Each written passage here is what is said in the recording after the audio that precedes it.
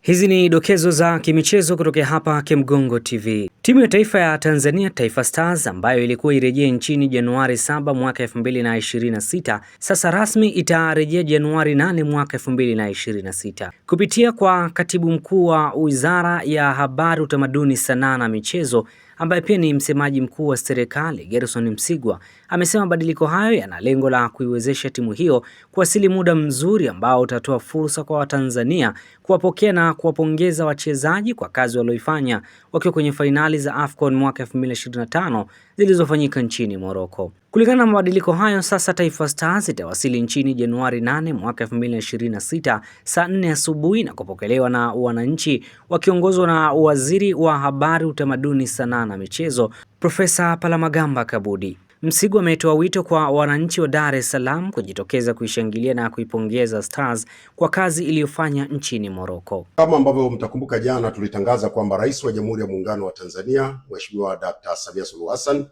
ametoa ndege kwa ajili ya kwenda kuichukua timu ya kandanda ya taifa, Taifa Stars, benchi la ufundi na viongozi wakiongozwa na Naibu Waziri wa Wizara ya Habari, Utamaduni, Sanaa na Michezo, Mheshimiwa Paul Christian Makonda, kutoka jijini Rabat, Morocco, kurejea jijini Dar es Salaam, Tanzania. Naomba kutangaza mabadiliko ya ratiba ya ndege hii.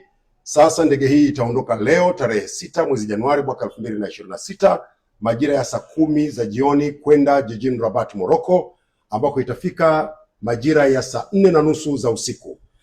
Ratiba ya kuondoka jijini Rabat, Morocco kurejea Dar es Salaam itabadilika kidogo. Badala ya kuondoka kule kesho saa 3 asubuhi, sasa ndege itaondoka kule jijini Rabati kesho tarehe 7 Januari 2026 majira ya saa 5:30 usiku, na inatarajiwa kuwasili hapa jijini Dar es Salaam kesho kutwa tarehe 8 mwezi Januari mwaka 2026 majira ya saa 4 kamili asubuhi. Lengo la mabadiliko haya ni kutoa nafasi kwa ndege hii kuwasili kukiwa kweupe, ili Watanzania wapate fursa ya kuwashangilia mashujaa wetu, kuwapongeza na kuwashukuru kwa kazi kubwa walioifanya kule nchini Morocco katika AFCON 2025.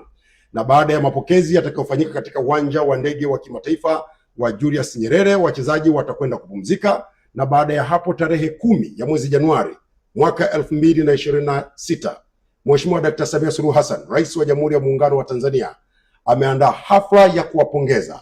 Ni hafla ya chakula cha mchana itakayofanyika katika Ikulu ya Magogoni jijini Dar es Salaam, kuwapongeza wachezaji wa Taifa Stars pamoja na wanamichezo wengine waliofanya vizuri na kuitangaza vyema Tanzania kimataifa.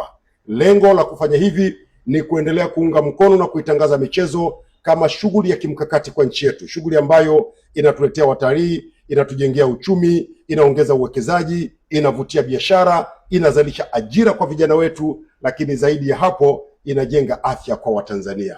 Sote tuungane na Mheshimiwa Rais Dr. Samia Suluhu Hassan kwanza kuwapokea wachezaji wetu tarehe 8 mwezi wa kwanza mwaka 2026 majira ya saa 4 za asubuhi katika uwanja wa ndege wa kimataifa wa Julius Nyerere, lakini tuendelee kuwapongeza na kuwatia moyo wachezaji wetu, tukikumbuka kwamba mwaka 2027 tutakuwa wenyeji wa AFCON na tutahitaji timu iliyo imara yenye wachezaji wenye kujituma na wanaojua kwamba Watanzania wanawapenda na wanawashangilia kwa nguvu zote. Hongera sana Taifa Stars, hongera Watanzania.